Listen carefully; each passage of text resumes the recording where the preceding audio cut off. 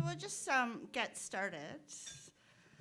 So thank you for joining us here in this Winnipeg March moment. My name's Adele Perry. I'm a settler and a historian. I teach in the departments of Women and Gender Studies, and I direct the Center for Human Rights Research. And this is part of our ongoing Critical Conversations series. The Center for Human Rights Research and this university with which it is a part is located here in the territories of the Anishinaabe, the Innu, the Anishinaabe, and the Red River Métis, governed by the promises, most of them unfulfilled, of both Treaty 1 and the Manitoba Act. And our drinking water comes from the east, from Shoal Lake, and has come at the very direct expense of the water security of Shoal Lake 40 First Nation. Our hydroelectric power comes from our relatives and friends to the north, in particular from Treaty 5. And it is amid all of these histories and amid all of the ongoing connections that come with them that we have the honor to kind of work to promote and coordinate research and teaching and thinking and doing that connects folks who work on human rights research broadly defined. Now, the theme of this year's Critical Conversation series and the class that goes with it, so shout out to everybody who's in the class who's here with us today, is Histories of Gender, the Body, Reproduction, and Care in Canada. This was a fit with the CHRR's long-standing research theme on reproductive and sexual rights, but also kind of wanted to expand it in important ways that we owe to the insights of trans-inclusive feminism, but also Indigenous and Black feminist thinking. And it's from here that we learn that reproductive justice is not simply about the right to make choices about our reproductive lives and our bodies, but about what care means, including in context of global inequality, borders, and migration. And we can think of no better way to speak to this than to have our very distinguished visitor, Dr. Ethel Tungohan, in conversation with the equally distinguished Diwa Marcelino. And I'm going to introduce them both in turn. Diwa Marcelino is a community organizer with Migrante Manitoba, a grassroots organization advocating the rights and welfare of overseas Filipino within a framework of people's struggle for democracy, justice, and peace in the Philippines. Migrante Manitoba is a founding member of Healthcare for All Manitoba, and during the Freedom Convoy occupations in 2022, seems so long ago, but not really, Diwa became the national project manager of Community Solidarity Project. He is also the vice president of the Council of Canadians, a grassroots organization challenging corporate power and advocating for people, the planet, and our democracy. He's on the steering committee of Kairos, an ecumenical organization promoting ecological justice and human rights. And we are enormously, really honored to have Diwa with us today. And he will be responding after a presentation from Dr. Ethel Tungohan. Dr. Tungohan is the Canada Research Chair in Canadian Migration Policy, Impacts and Activism, and an Associate Professor in Politics at York University in Toronto.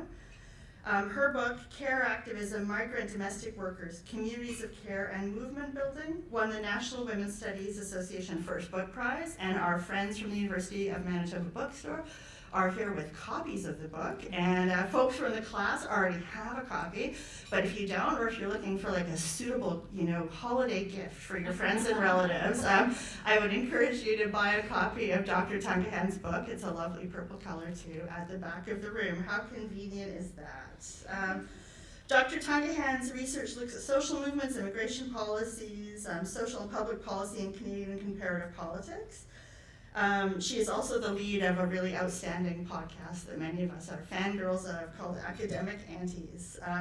Care Activism is a study of Canadian-based Filipino migrant caregivers and how they develop communities of care that, and I quote here, extend beyond the local and even the present day to entrench relationships of care and accountability towards the migrant care workers who preceded them and those who come after. Tungohan's work shows us the politics and possibilities of this care in real people's lives, and we are very much honored that she and Diwa are able to join us today for this series. I also want to thank our friends at the Global College at the University of Winnipeg, in particular Shauna Labman and Flavio, who have helped us with the catering for today, so go snacks, and support and colleagues coming together to make things happen. Also, the Margaret Lawrence Endowment Fund of the Women's and Gender Studies program has supported this series from the get-go, and we're grateful for that. And we're also very pleased to have the support of our friends here at St. John's College, who always are really ready to help and make things work. And in particular, this series, we've been really lucky to have from the start Teddy Zigrewatt and Adam Dolman here from Media Services, working on film and making sure everything can be heard and remembered. So we're honored for all of that work that has gone into this project and for all of you being here. And with that, I will turn things over to Dr. Tungohan.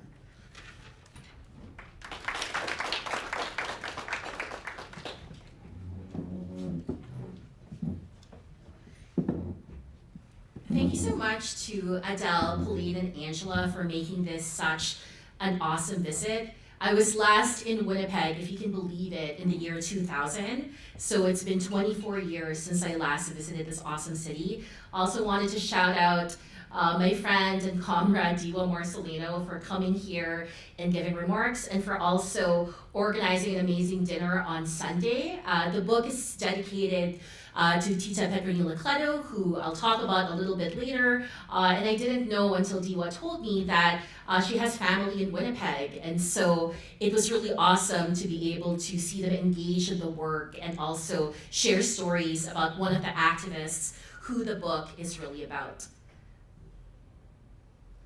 So before I begin my formal comments, I also wanted to share that I've been doing a lot of reflecting as a settler to Canada about my commitments to indigenization and decolonization.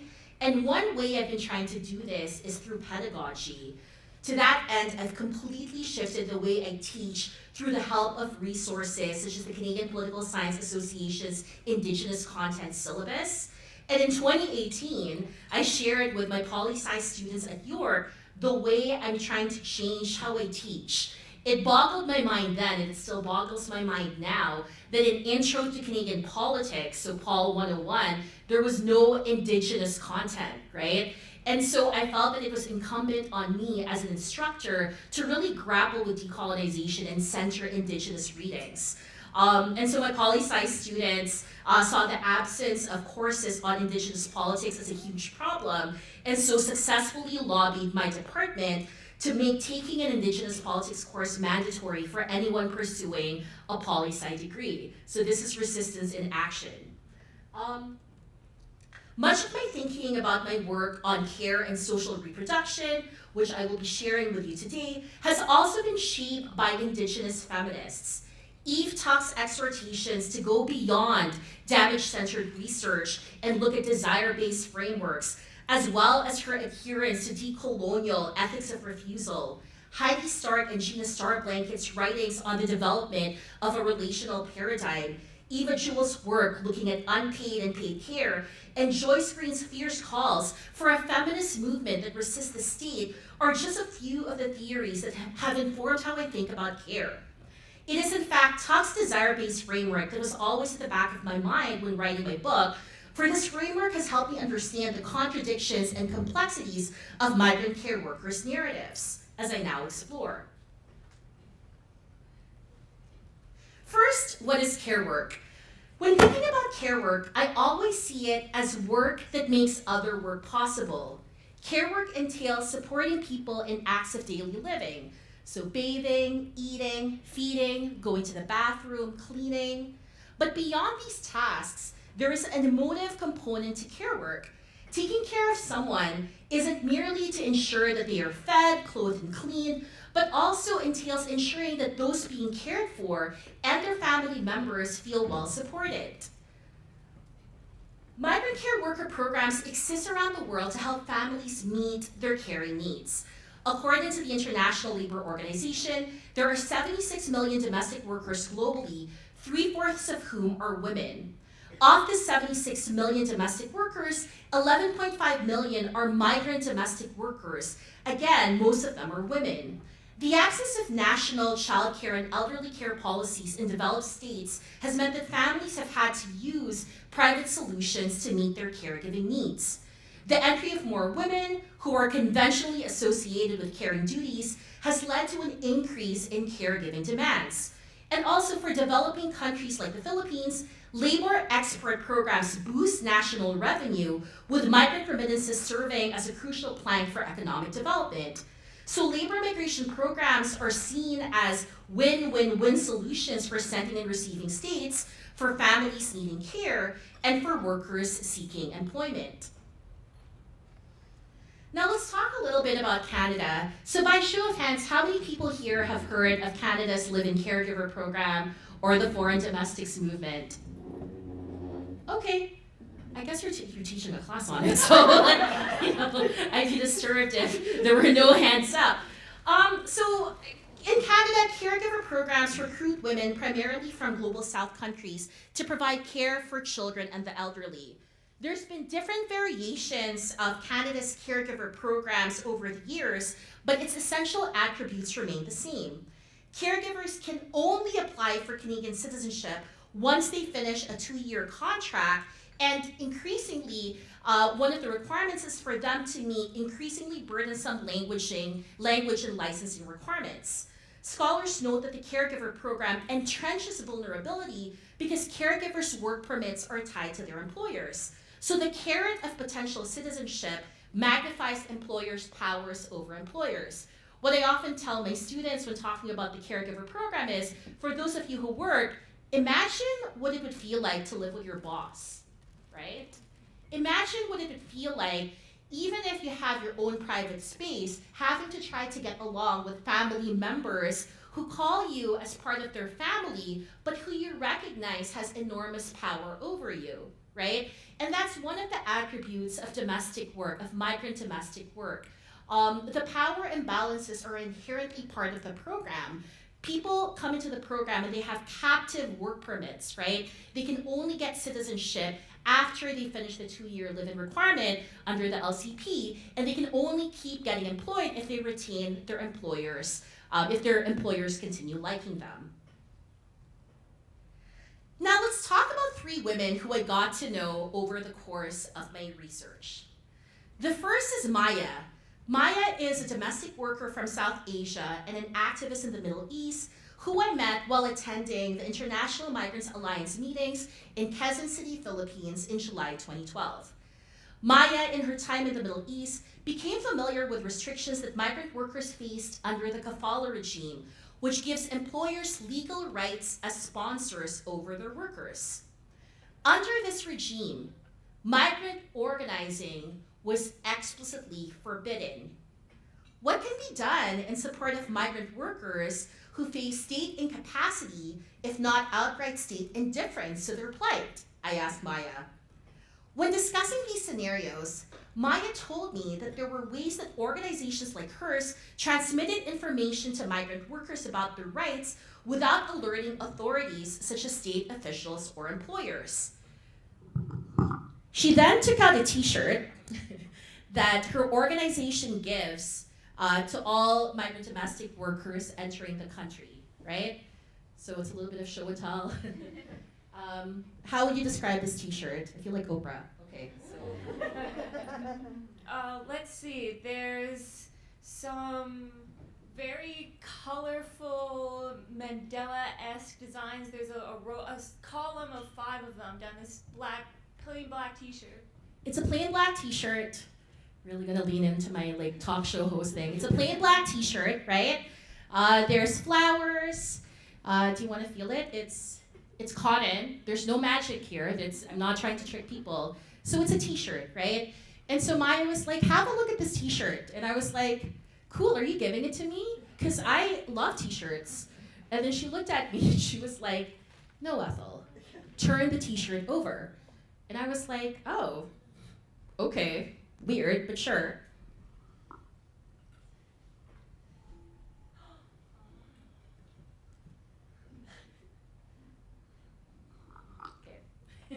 So at the back of the shirt, you can see the names and contact information of organizations that are present in this country helping migrant workers facing distress. So when the t-shirt is given away, it doesn't seem that remarkable, right? You think it's a t-shirt. A t-shirt is a t-shirt is a t-shirt. But what this organization does, because remember, migrant organizing is forbidden is they find ways to sneak in contact information for organizations who migrant domestic workers can contact when they're in distress. Another thing that Maya gave me was a notebook. Again, I was like, oh cool, I'm an academic, I like swag, I like having notebooks, you have a free pen, and she's like, no, Ethel, you're not getting anything free, I'm helping you with your research. And so I opened the notebook, and she's like, go into the middle. In the middle of the notebook was the same list of contact information of migrant organizations, as well as like phone numbers and email addresses that migrant workers can contact when they're in distress. So I thought that was a really interesting way to understand how even in repressive circumstances, migrant organizing exists. The second woman whose story I will briefly share with you is Luisa. Luisa left the Philippines to work as a nurse in Saudi Arabia in 2005, after which she came to Vancouver under the Live-In Caregiver program in 2008. She left behind 2 children, Tina and Patrick, who were respectively 10 and 14 years old in 2008. Luisa and I got to know each other after we met through a migrant advocacy organization where we both volunteered in. One day in 2010, Luisa and I were hanging out in Coquitlam Town Center food court, and she was trying to get a Wi-Fi signal, so she had her laptop open. And she said, Ethel, is it okay if I Skype my children? And I said, sure. I was eating my New York fries, drinking my orange Julius. I was just hanging out, I was just chilling, right? And then Luisa dialed Skype, and then her children came on, Tina was there, and then Tina said, Mom, I have my dance recital, I have a dance performance coming up. And then Luisa was like, stone-faced, she said, well, I want to see it. And I was feeling kind of awkward, right? Because I was like, well, I don't know, it seems like an intimate family moment. And then Tina was like, no, sit here, watch her dance, and let us know what you think. And so, while listening to the strains of Justin Bieber's Baby, right? Like, baby, baby, baby, oh, like, Tina starts dancing. Like, she performs her entire dance routine, like, puts back the computer, does her routine, and I was clapping. I was like, you're amazing. I mean, so you think you can dance? This is great. Like, you were a fantastic contestant. Tina was like, I don't know if this was that good. And then she made her daughter do the dance routine again and said, I think you need more flourishes, right? I think you're being a little bit robotic when you're doing some of your turns. And I was thinking and reflecting on this moment and thinking about how Tina, right, and Luisa, as mother and daughter, despite geographical distance, are still close to each other. They were able to transcend the distance wrought by being in different countries, and through information technology, they were still able to retain this closeness.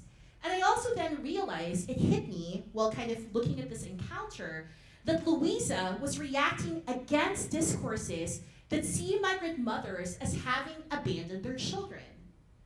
Luisa, in fact, was being subversive by countering, quote, the perception that the separated family is abnormal, end quote, as queer theorist J.P. Katungal argues. The final story I'd like to share with you is that of former Gabriela Ontario founder, member and migrant activist Petronila Cleto, or Tita Pet, to whom the book is dedicated. Tita Pet was first active in feminist movements in the Philippines and left for Canada after her physical safety was under threat because of articles she wrote criticizing corrupt Philippine elites. As a pro-democracy activist, she came to Canada and saw the oftentimes abject circumstances facing Filipino migrants in Canada, many of whom were caregivers.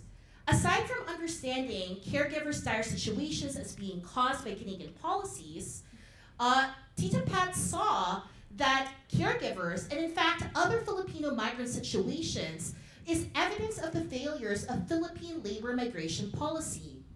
Thus, when Tita Pat advocated for caregivers' rights, she also encouraged caregivers to think about their situations in relation to the failures of sending and receiving state policies, and to see how structures of neoliberal capitalism, colonialism, and border imperialism are at fault. She thus kept telling caregivers to claim their rights. She kept saying these rights are not given to them by the state. As she says, if you don't claim your rights, nobody claims them for you. What Maya, Luisa, and Tita Pet's narratives highlight are the different ways that care activists resist. Such activism can take place in hidden ways, away from the gaze of the state, as seen through Maya and the t-shirt and the notebook. Such activism can also occur in everyday encounters, as in the case of Louisa, who, through acts of transnational mothering, show that despite policies that mandate her physical separation from her children, her and her family can nevertheless maintain close ties. And such activism, as shown by Tita Pet, can invariably involve transnational and structural critiques. All of these various moments constitute what I characterize as care activism. Care activism is an important and overlooked form of activism among migrant justice movements. I define care activism as the distinct ways that migrant care workers care for themselves, for each other, for fellow migrant care workers in their immediate circles, and for the larger transnational community of migrant care workers in the past, in the present, and in the future. As a framework, care activism challenges stereotypical perceptions of abject, downtrodden, and long-suffering care workers. So I argue that care activism extends beyond political forms of organizing, often favored in academic analysis. In contrast to other forms of worker organizing or migrant organizing, which focus only on gaining political recognition of the needs of workers and migrants, care activism is fundamentally about the establishment of communities of care. Such communities of care extend beyond the local or even the present day to entrench relationships of care and accountability towards the migrant care workers who preceded them and those who came after. So one thing I claim is that we can't understand care activism, we can't understand the spaces that migrant domestic workers form without looking at emotion. We need to understand the affective dimensions of this work. The goal for care activists isn't only policy change and structural transformation or even material improvements. All of these are important.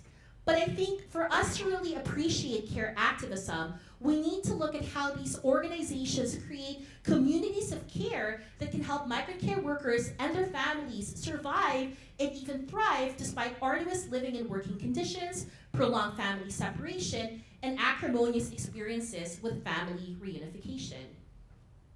So from 2009 to 2021, I conducted research for this project using interpretive methods that centered migrant care workers' own understanding of the realities that they face.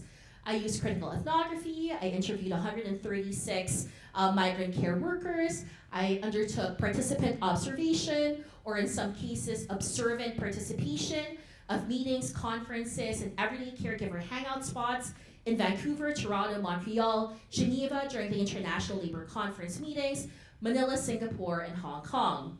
One thing I want to share too is that this project initially was my PhD dissertation, right? How many of you are PhD students or master's students? Okay, so here's the trick. The dissertation that I wrote was what I needed to write in order to get my degree. The book that I wrote was what I wanted to write to honor and pay tribute to the women whose activism really animates migrant care workers, right? And so I think I was being strategic and only focusing on looking at policy change for the dissertation. The actual book dives into some of the more emotive components. And so the book was what I actually wanted to write. And I also, through this book, was able to use socially engaged research and participatory action research to support some of the campaigns and some of the research projects being undertaken by these migrant organizations. So one thing I wanted to highlight was, in the 12-year span that I've conducted this work, right? I think there's been several prime ministers in power in this 12 years. I noticed that political contexts and policy environments may differ, and socioeconomic conditions may shift drastically, yet care workers' demands in different spaces and in different historical junctures remain the same. that care work be accorded the respect that it deserves, and that they and their families be treated with respect and with dignity. One thing I also want to note is for the majority of the women who I was talking to, the majority of activists, they did not have Canadian citizenship, right? So they lacked what political scientists would call formal citizenship rights. So these rights would include the right to run for office and the right to vote. And yet, despite lacking these citizenship rights, migrant care workers were still able to make political demands through these social movements. So my analysis opposes what Indigenous thinker Eve Tuck calls damage-centered frameworks and uses what Tuck calls a desire-based framework, which recognizes migrant care workers' humanity and their hopes and desires. The notion of dissident friendships is key to understanding care activism. Many migrant care workers who are Filipino refer to each other not as sisters, but as kasamas, which is a Tagalog word that loosely translates as people who are with each other, bearing witness to each other's journeys. As kasamas, caregivers are dissident friends. Dissident friendship, according to Elora Halim Chaudhry and Liz Philippos, is different from sisterhood in that they are fundamentally grounded in subversion. As Chaudhry and Philippos note, friendship is an important impulse that counters fear and speaks truth to power in a unique way by embodying and experiencing human and heart-centered connections. In friendship, then, is our resistance to the divisive and fragmenting lies of structural power.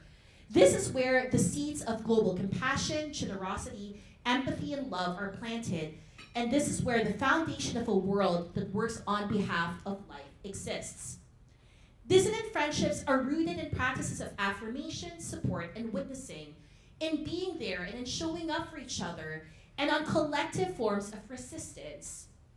Friendships, particularly in contexts where forming relationships with each other is difficult and can in fact be deemed threatening to the status quo, becomes a political act when it is formed and persists across time and space and even intergenerationally.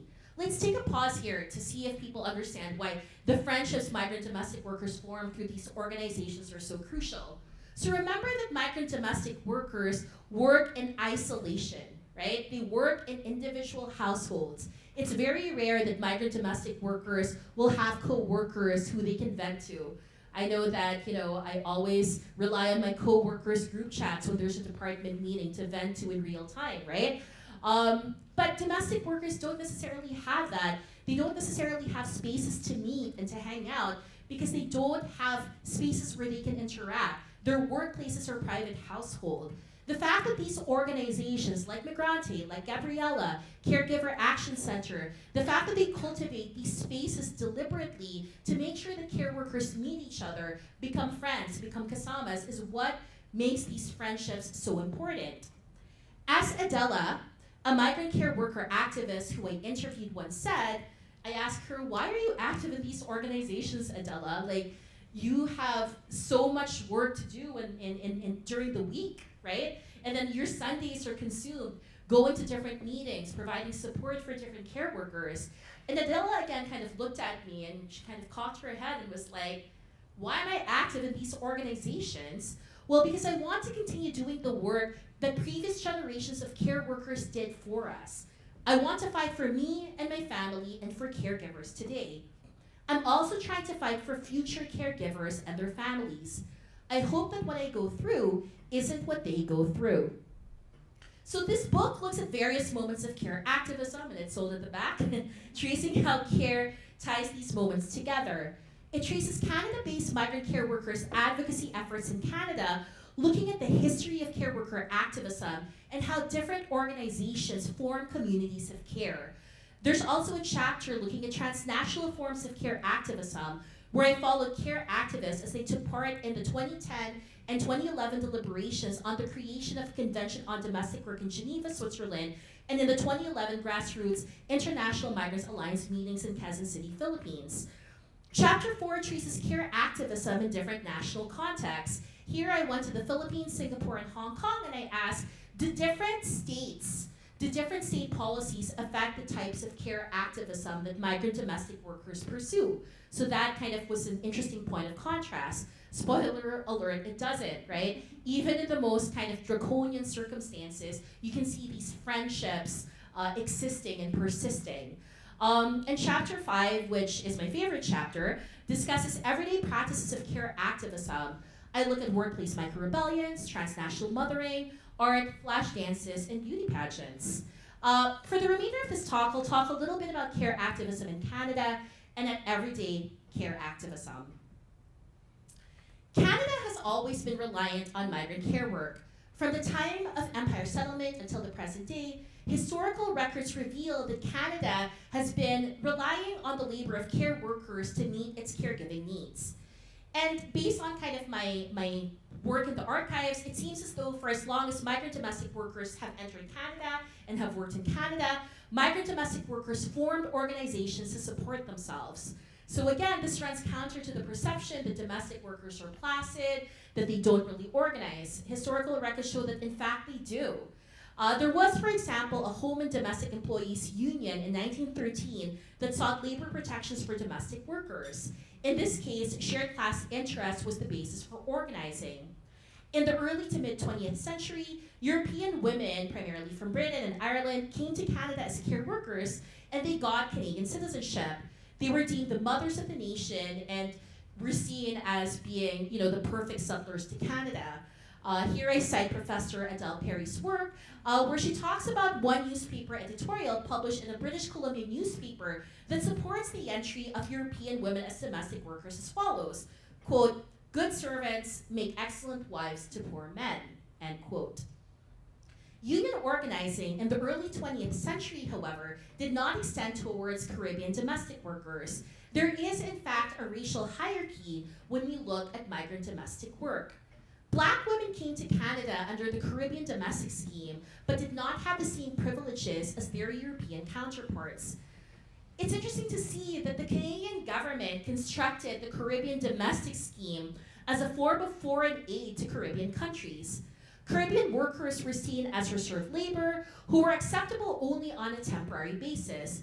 Black women, Black domestic workers were treated differently, even when they did the same work. Fast forward to 1968 and the establishment of the point system. And I don't know how many people here have immigration backgrounds. Did your family immigrate under the point system? Yes? No? Show of hands? Yes? Yeah. So in theory, the point system was lauded as, one of Canada's major accomplishments, right? It was seen as having eliminated racial biases. But in practice, what this actually means is that when you tabulate the number of points done to evaluate people's immigration applications, this means that the points were biased against those coming in as domestic workers, those coming in as racialized gendered labor. Care workers, especially when undertaken by women in the Global South, was not valued, with care workers having a hard time receiving the requisite number of points to immigrate permanently. Care workers could only, at that time, qualify for entry through temporary programs, such as the Non-Immigrant Employment Authorization Program. Migrant domestic workers, however, were aware of these inequities. So in social movement research, one of the claims we make is that for movements to gain traction, there have to be key transformative events that mobilize people and catalyze political action.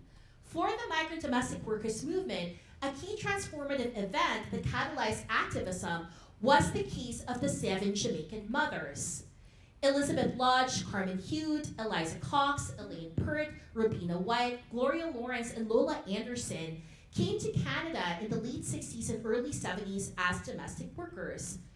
They were given deportation orders after immigration officials found out that they did not declare that they had children in Jamaica, which was actually a practice that the Canadian immigration officials told them to follow. They said it would be easier for you to come in if you don't declare your children.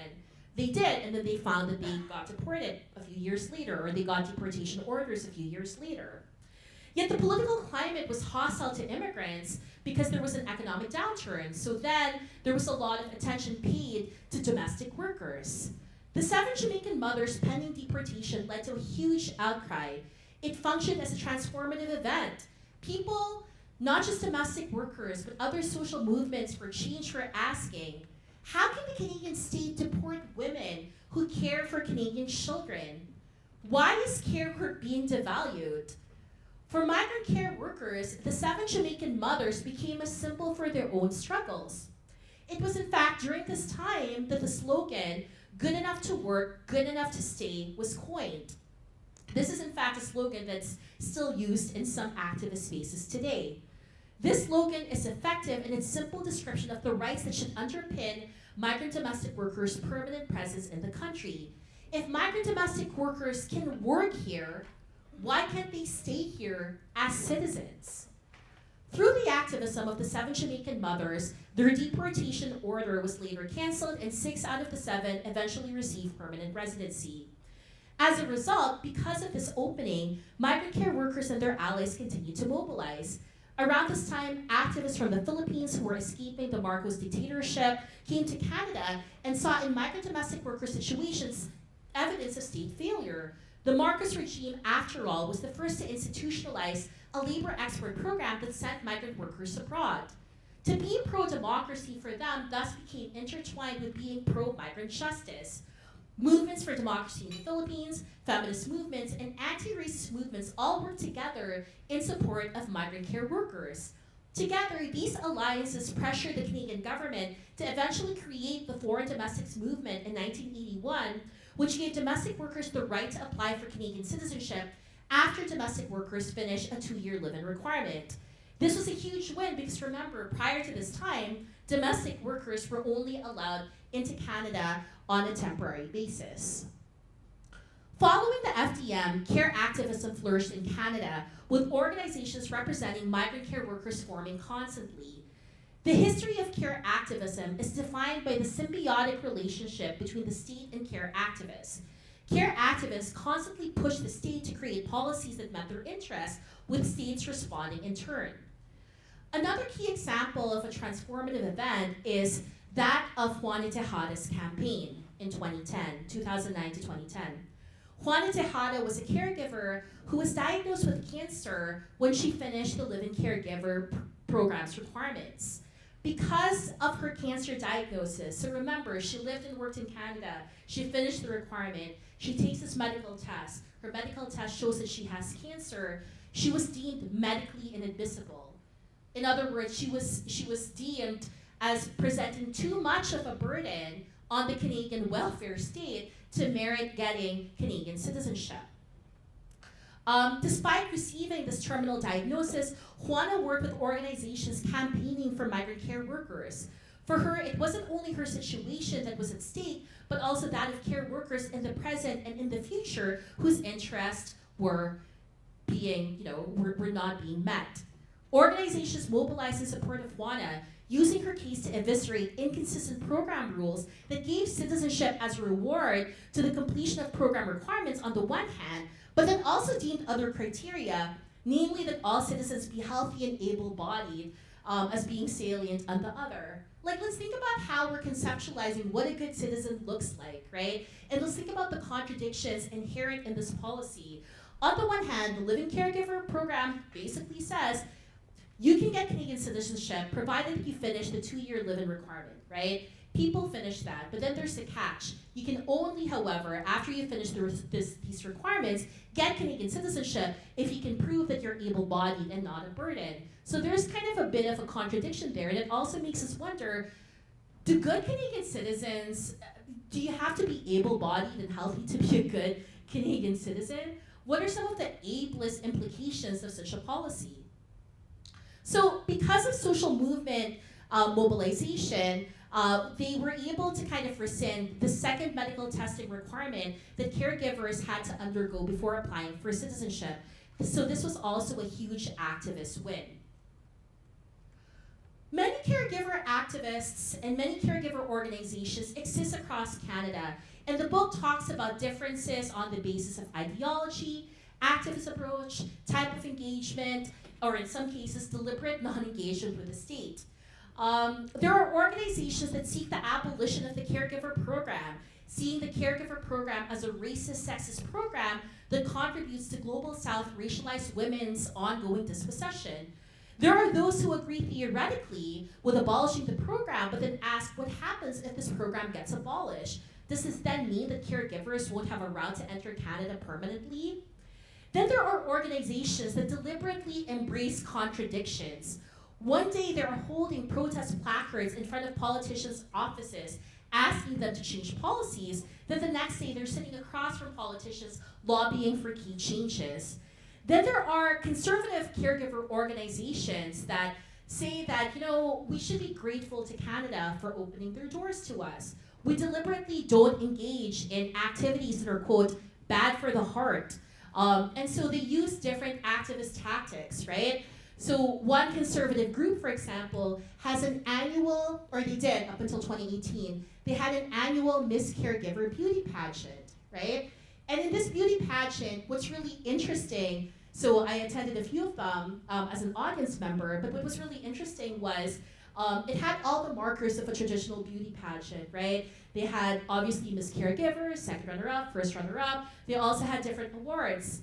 I feel like, do people here watch beauty pageants? Do you know? No? Yes? No? Okay. Adamantly no. Okay, so sometimes they would have awards. Not even Miss Congeniality, that movie with Sandra Bullock? No? Okay. And so they also would have awards. So in one Miss Caregiver beauty pageant that I saw, they had an award for Miss Obedient, right? And my feminist impulses were like, oh my God, what's going on? What was really telling to me though, even as some of the trappings of the beauty pageant made me uncomfortable. So Miss Obedient made me kind of uncomfortable. Rather than having like a swimwear competition, they had like a sportswear competition where they kind of enacted adherence to Canadian sports teams, right? So they would wear like the Leafs jersey and pretend to play hockey. And then during the question and answer portion, they would inevitably say, oh, we're so grateful to Canada. And some of these, I'm like, oh, I'm a little bit more critical of this, right? So we can criticize that, but guess what? Right? The winner of Miss Caregiver got an all-expenses-paid trip to Ottawa where they were able to meet former Immigration Minister Jason Kenney, right? And you would think it's just a meet and greet. I know people are wincing at the back, right? But you know what they did? When they're having a meeting with Jason Kenney, they say, Minister Kenney, there's a caregiver who has cancer and her immigration application got rejected. Can you intervene? And Kenney, in some cases, and many of his cases did, right? So I would argue that these are politically savvy organizations who utilize tools that allow them to provide support for caregivers in their networks, right? And so, as I said, there's like abolitionist organizations, there's conservative organizations, there's also an organization that said we don't do political work. They function as an employment collective because they don't think caregivers' interests can be met politically. They want to help caregivers save money so they don't have to keep migrating. The book talks about all of these differences, but I also want to emphasize that I talk also about moments of unity. Stakes keep shifting. People who would once not work together now collaborate on specific campaigns for care worker justice, on community fund drives to help care workers in distress, and on just being there. Even when normative positions appear set in stone, they are not when the stakes are higher, not when we realize, especially in this post-COVID world, that we are witnessing a democratic backsliding, where an authoritarian regime is now in place again in the Philippines, and where virulently racist discourses are becoming normalized. So, through the benefit of hindsight, there are differences, of course there are, and we can talk about them. But as I kind of think about the work, what I'm seeing is a coming together of the community and understanding that their fates are shared with each other. And care, another point of unity is care is woven in how all organizations give workers a place that is their own. This space need not be a physical space, though certainly some organizations have their own spaces. So Migrante BC has Migrante House, right? They have their own house. But what's really important about these spaces is that these spaces are sites where caregivers can just hang out with each other, celebrate each other's milestones, and counsel each other on challenges. In a political and economic environment that sees migrant care workers instrumentally, with sending states and receiving states, employers, and even their own families primarily valuing care workers for their labor and the remittances that they provide, these communities of care tell care workers, you're valuable because of who you are, right? You're not valuable because you help us get money. You're not valuable because you help our family meet our caregiver needs. You're valuable because you exist, because you're here. I also want to make clear that care activism occurs in the realm of the everyday. Part of my research involved hanging out with care workers in spaces where I was invited, including shopping malls, parties, wakes, graduations, and basically wherever they hung out. The friendships that I see among care workers underscore how these communities are life-giving and life-affirming. Many care workers do not necessarily want to burden their family members or their friends who are not care workers with their problems. It's hard to explain to those who don't get it their precise circumstances. There's a lot of power that is felt when being part of a collective that just understands what you say and that in fact allows you to reinterpret your experiences and apply different filters that would then allow you to feel stronger in the face of abuse. Humor, for example, was frequently deployed as a form of resistance. I have spent many hours laughing with care workers about their situations, laughter which helps take the sting out of awful events.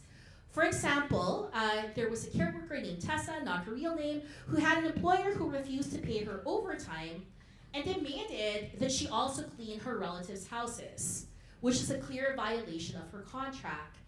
Tessa was aware that her employer was flouting her contract, but also knew that she was so close to achieving the 2 years needed to get Canadian citizenship.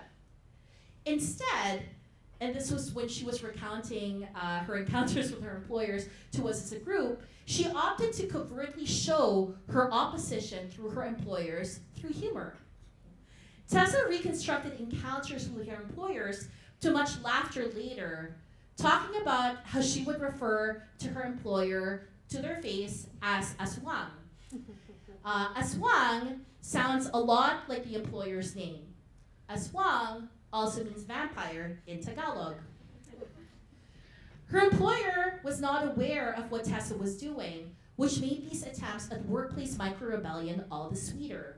So humor shows that care workers are knowing agents, contrary to the perception that care workers are unknowing victims, the prototypical global south third world women who lacks agency, as per Chandra Mohanty's classic description.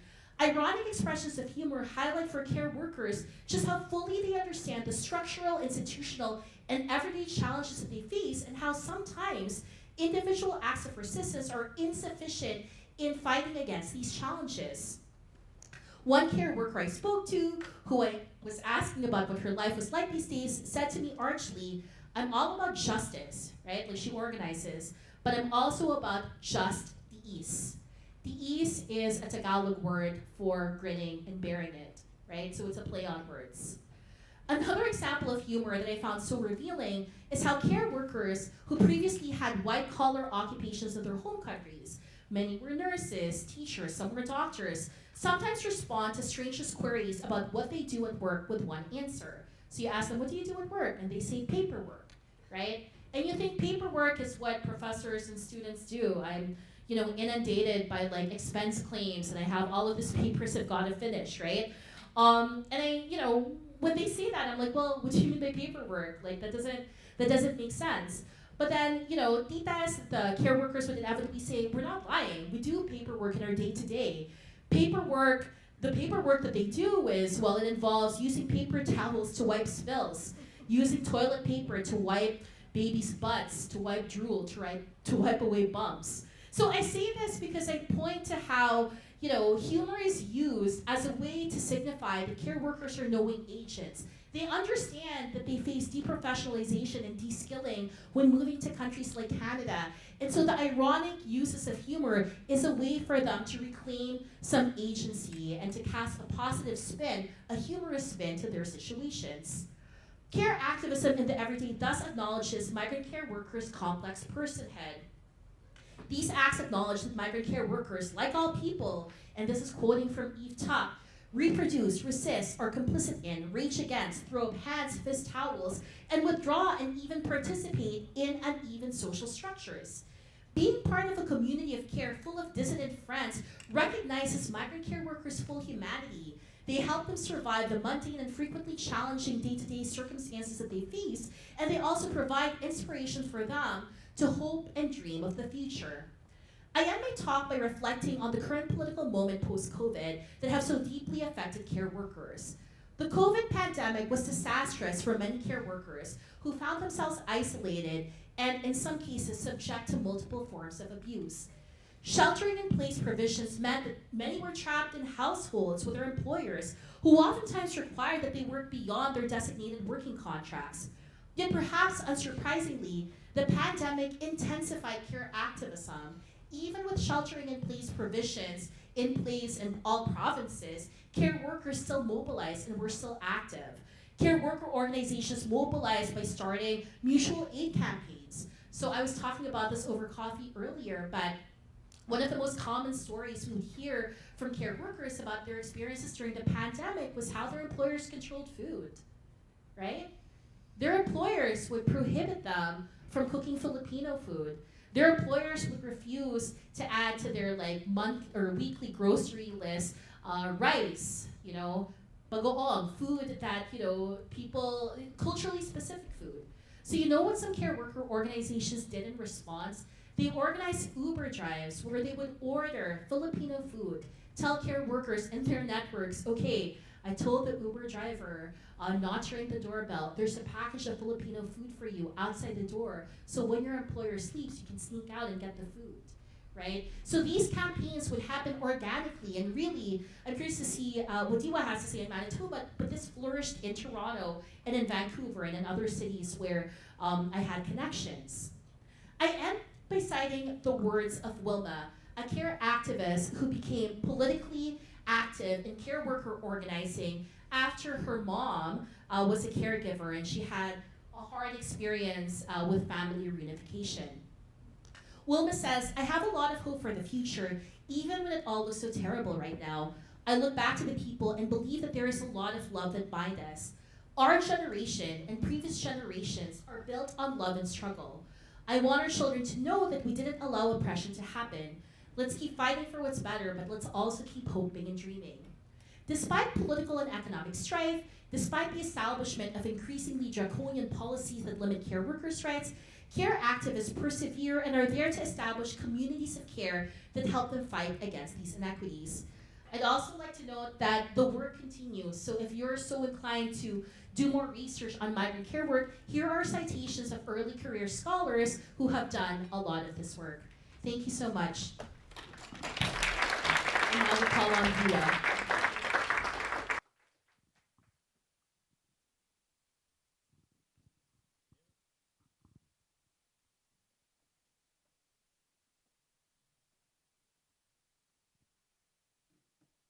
How do you speak after that? Again, my name is Diwa Marcelino. I'm a member and community organizer for Migrante Manitoba. Thank you, Ethel, for being here. I didn't quite work with Ethel a lot when I was in Toronto from 2001 to 2009, but many of the folks that she's highlighting, I work with dearly, especially our good friend Tita Petronillo Cleto, who we honor on Sunday when we had dinner. I want to talk a little bit about Migrante's work in Manitoba and a bit about the work that we do in general. And then from here, I believe we're having a Q&A. Migrante started 30 years ago, almost to this day, on March 17, 1995 in Singapore. A migrant worker by the name of Flor Contemplation was, I believe she was hanged, executed by the Singapore government or judicial system. She was a migrant worker from the Philippines who was charged with murder, and her case was very instrumental in creating an uproar in the Philippines where she came from. Not only because she was killed and she was a mother, but also in the way that the trial was conducted, the way that we later found out that she was tortured to give false false testimony, false witness, and the fact that in her trial, which was very interesting, her lawyer had nothing to say and rested their case. This didn't sit well with folks in the Filipino community, not just because of her death, but because of the many deaths, the criminalization, the abductions, the killings, the harassment, exploitation of migrant workers in general. At this time in 1995, outward migration from the Philippines was a industry. As Dr. Tungohan stated, Marcos Sr., you say Marcos Sr. because there's a Marcos Jr. who's now in power, his son, I'll get to that later. Marcos Sr. instituted the labor export policy almost around 1972, I believe, because the Philippine government could not pay its bills, so to speak.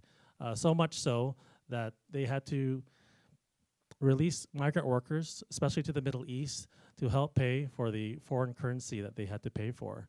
Partly because, I believe at the time of Marcos in 1972, the debt of the Philippines was about 18 billion US, and it estimates around 10 to 12 billion of that was literally stolen by the Marcoses. So fast forward 50 years later almost, and Marcos, the family, have come back to the Philippines in a very big way, and I'll get back to that later. Back to Flor Contemplacion, who was hanged in 1995. A year later, I believe, Migrante International was born. Migrante is an organization. I'll bring some notes here. Migrante is an organization that started in 1996 in the Philippines, but has since, in the many years since, have gone to almost every livable continent. Not in almost every country, but there is a Migrante office almost within a 300-kilometer radius in almost every place in the world. Migrante serves migrant workers and are consisted of migrant workers. We are fighting for the rights and welfare of migrants, but also trying to address the root causes of forced migration, specifically from the Philippines. In addition to the work that Migrante does with Filipinos, we work in alliance with different organizations. Dr. Ethel mentioned that she worked, or she was at a conference called the IMA, the International Migrants Alliance. And just a plug, from May 4 to 8, there's the International Migrants Alliance conference in Montreal this year. The International Migrant Alliance was founded in part by Migrante, and what the International Migrants Alliance does, it connects other migrant organizations and activists from different parts of the world, outside of the Philippines, but also with the Filipinos, to really critique the win-win-win situation that Dr. Ethel was talking about.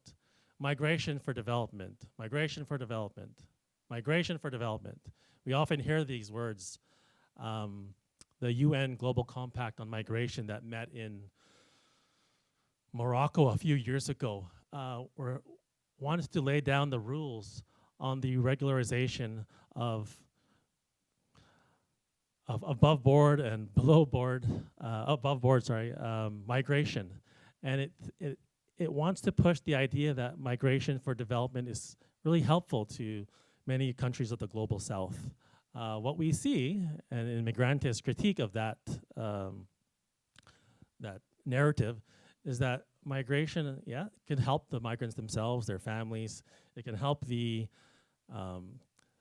sending countries by fulfilling financial obligations. Money remittances from the Philippines, for instance, is one of the largest or the largest line item in revenue of the GDP, almost 10% of the economy. It helps the host countries like Canada, who has a declining birth rate and needs care workers, needs regular workers who work at factories, needs teachers, needs nurses. But we find that this does not address the critical issue of forced migration, the imperialist and colonial roots of forced migration, and it does not, give justice to the migrant workers who are trying to better themselves, but also to work for a country like the Philippines that gives respect to workers, that also creates laws and policies for the betterment of people, rather than be swayed and be directed by the forces of US imperialism via corporations, via military compacts or trade agreements. Migrante tries to gather these workers and first and foremost create these spaces that Dr. Ethel was talking about to create worker empowerment at the individual level, at the community level, at the organizational level provincially, and in the country level. We create organizations like Migrante Canada, Migrante International, to again sit down with politicians, and when they don't listen, protest, and a cycle of protests and talks that center the voices and the demands of migrant workers themselves for justice and for respect, not only for their human rights, but also for their dignity of their families as well back home, who they are separated from. At the international level, Migrante, I said again, is the founding member of International Migrants Alliance, who critiques global forces like the UN, which push for migration for development. And at the international level, also create institutions such as the International Coalition for Human Rights, which really tries to relate the issue of human rights and how it relates to forced migration, and what policies that the sending and receiving governments enact in order to keep the status quo. For instance, from 2016 to 2022, Filipino President Duterte has estimated that the police force killed 30,000 of its own citizens on a war on drugs. But including in this tally is worker advocates, unionists, healthcare advocates, many student activists, indigenous workers, Muslim activists in the Philippines who are greatly affected by mining companies, for instance, in the south of the Philippines. And these activists are among the 30,000 of those who are killed. And the Canadian government, the US government, the governments of the West and the global North still recognize the Philippine government and legitimize and have diplomatic relations with organizations like that, with countries like that and people. So Migrante serves as a critique to the organization, to the countries to the Philippines and the Philippine government. I want to talk about locally what we do. In Migrante Manitoba, we're about 45 members, give or take. It changes a lot, especially when folks become busy and get their permanent residence. Our organization in Manitoba usually reaches folks from southern Manitoba all the way from the west up to the Saskatchewan border, all the way to the east, and sometimes even into Kenora, northwestern Ontario. Our organization is mostly about 50% or 60% temporary foreign workers. A lot of the workers that we've encountered are in the meat producing industries in Manitoba. And like Dr. Ethel said, during the pandemic, even though movement, especially in the beginning of the pandemic, was fairly restricted, it was during this time where we actually grew. The adversities that migrants had felt, the challenges as activists like myself in trying to reach migrant workers kind of intensified. But it was interesting how we almost quadrupled. We were usually 6 to 12 folks. Now we're 40, 45, 50 folks. And the reason why is because of the great need for just even food. And I like the example that you illuminated, the fact that we are controlled by food. When I was, I'm just trying to mind my time. I'll speak for another few more minutes. When I was coming from Toronto to Manitoba, I thought I left many of my worries behind organizing with Migrante Ontario, because in Ontario there are so many caregivers. In Winnipeg and Manitoba there are very few. So I thought that there would be not that many cases, which is sort of true. But one of the first, I believe, not even a week into my stay in Manitoba, I received a call from a person from the Philippines whose brother in Vancouver was in communication with his sister in East St. Paul, who said that they were undergoing a lot of exploitation. This woman from the Philippines was a caregiver under the caregiver program, lived with her employer, and she talked about how her movements were controlled, her sleep patterns were controlled, when she was able to bathe and not to bathe, and her food. Her food was used as a way to control her, and she was forced to eat leftovers and sometimes even expired food. So quickly after I went to talk to her and talk to the people that she was who was taking care of her when she left and got the police to escort her out, we quickly realized that the problems in Manitoba, even though they were different because the demographic profile, the migrant workers were different, were almost exactly the same as we see in BC, as we see in Saskatchewan, Manitoba, Ontario, Quebec. The fact that migrant workers are tied to their one work permit, it really shows that that single component of the program, as I forget the UN person who said that, the UN Special Rapporteur, but they said that, you know, the current state of migrant labor here in Canada is considered indentured labor and considered slavery, modern day slavery. So what Migrante does, I'll get to that, sorry. What Migrante does is we have campaigns, we have rights and welfare programs, all directed by the migrant workers themselves. One of the migrant worker rights and welfare programs that we had was Kapit Bisig, which means linking arms, and I believe you, Ethel, alluded to that. During 2020 to 2022, migrant workers really had a tough time putting food on the table. Not only that, but also sending remittances back home. So they'd rather send remittances back home with the little money that they had rather than put food on the table. Some folks were eating just biscuits or rice and eggs, or I was talking to someone and they were saying that all they ate was rice porridge, which was just water, rice, and salt, because they had service sector jobs somewhere in northern Manitoba, and they were only getting 6 to 12 hours a week. And they had a mobile home that required $800 a month in heating costs. These are the realities that made us create this food program that was part of our rights and welfare program across Canada. We started to meet folks. We started to give groceries individually because we couldn't meet in groups of over 3, I believe, or 2, or whatever the rules was. So it gave us a chance to meet the physical needs, but also a chance to meet the psychological needs and the emotional needs and the political needs and the social needs of migrant workers, where we were able to give one-on-one migrant rights advice, political education, seminars that we give to talk about migration and the history of migration and our analysis attached to it. We were also able to do assessments.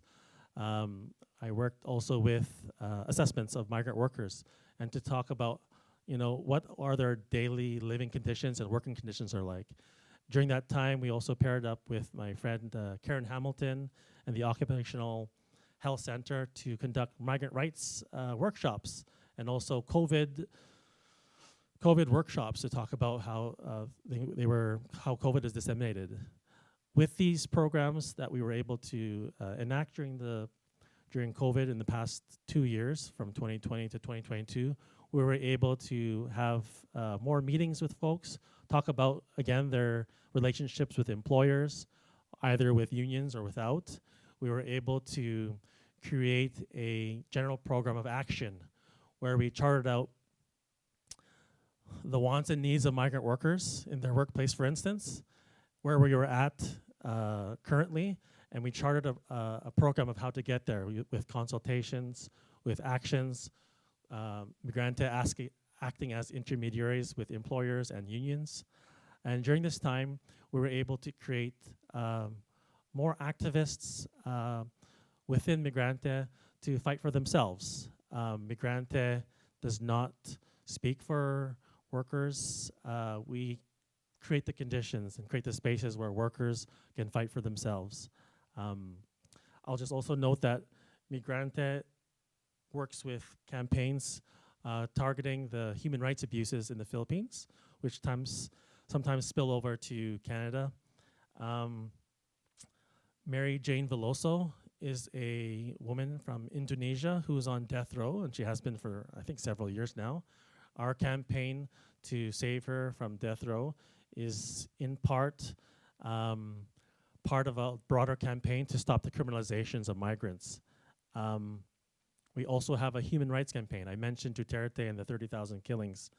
We now have Marcos Jr., who is the son of the late dictator who stole 10 to 12 billion US dollars, but was also responsible for human rights abuses. But beyond that, was also responsible for strengthening the military ties between the US and the Philippines. So right now, our human rights campaign acknowledges Marcos Jr. and also the re-strengthening of ties with the US. For instance, we have about 5 US bases, Army bases in the Philippines, and 4 more are going to be built in the next few years. And the abuses that come with military service people, and also the environmental destruction associated with army bases, but also the political ramifications of having such firepower in a region where borders and national security are heightened because of the issues of, for instance, China, which have set up military bases in the exclusive economic zone of the Philippines borders. I think we're stretching 6 to 12 kilometers from their sea. So our campaign of human rights includes the Stop the Red tagging campaign, where many migrant workers, many advocates are labeled as communists or terrorists. They're jailed for 6 to 7, 8 years. And then they're eventually released, or eventually they're released. But in the meantime, that causes a chilling factor to the activism in the Philippines. A migrant activist from Utrecht in Netherlands came to the Philippines 2 weeks ago and was deported. I believe she was a Migrante member from Migrante Utrecht, and they stated that she's conducting anti-government activities. The Philippine government associates unionists, students, and even the UN Special Rapporteur on the rights of indigenous peoples as terrorists. Oxfam, the United Church members, some parts of the Anglican Church as well are considered terrorists. So that's why Migrante is really highlighting that. And again, another plug, the International Coalition of Human Rights in the Philippines, which was started in part with Migrante, is meeting also in Montreal. Unfortunately, I think it's around the same dates, May 3 to 5, to talk about the human rights situation. Migrante also does research and advocacy during the pandemic, in the midst of the folks who were in such terrible circumstances, finding food, finding work. We were able to actually have 2 research projects, and I believe Dr. Ethel was part of some of that. We had a vaccine confidence project where we looked at the ways in which migrant workers look at information sources, the media, the government, and how that affects their choices of whether or not to get the vaccine. But beyond that project, we were able to connect with even more migrant workers to talk about really which information sources do they trust, which people do they trust, which organizations. We're still in the midst of that project. We also did a project with Dr. Mary Jean Handy called Justice for Immigrant Home Care Workers in Manitoba. And then during the pandemic, we found this very valuable. We were able to have qualitative interviews with about 18 migrant workers where we talked about their working conditions. And last year, we were able to present with CCPA and also CUPE to talk about some of the recommendations about their working environments and different policies that can be strengthened or created to help those folks. In addition to our research and advocacy, we have alliance work that we do with the Canadian Federation of Students and different folks here, like Dr. Lindsay Larios and Karen Hamilton. We created in 2020 the Healthcare for All Manitoba Alliance, where I'm co-chair with Judith Oviosen of Canadian Federation of Students. During the pandemic, we found out that the migrant farm workers in Manitoba, which number from I think a few hundred here, were not getting COVID vaccinations, among other issues that they have, like crowded housing and things like that. The advocacy of the Healthcare for All, which Migrante Manitoba is part of, we were able to urge the government of Manitoba, the public health unit, to give migrant workers the COVID-19 vaccination, which which was amazing that we had to actually beg for that. But within 3 weeks of that healthcare conference that we had, the migrant workers received or were offered COVID-19 vaccinations. And finally, the solidarity work that we do, it was mentioned that I'm part of a group called Community Solidarity. During the Freedom Convoy of 2022 in Ottawa, folks across the country, the CLC, all the different unions, different national organizations of healthcare workers, of National Canadian Council of Muslims, for instance, NCCM, got together and created the Community Solidarity Project in order to fight the rise of right-wing hate, the misogyny, the transphobia that we saw in our streets, including in Winnipeg. And in Manitoba, we created the Community Solidarity Manitoba. And that was used so that we can change the narrative of migrants, of othering people, of scapegoating folks for the problems of the day. And during the creation of this Community Solidarity, we were able to connect with different activists and really strengthen the links that we have. And in closing, I'd like to say thank you to Dr. Ethel for reminding me of the really powerful women that I looked up to when I was and still am organizing with migrant workers. I thank her for the research that validates the many anecdotes that we have, the research and the academic work that goes along with Migrante's day-to-day work is really crucial in pushing policies, in justifying our anecdotal evidence, and also pushing for reform, but also to give migrant workers the voice that we are always fighting for. So thank you so much for listening.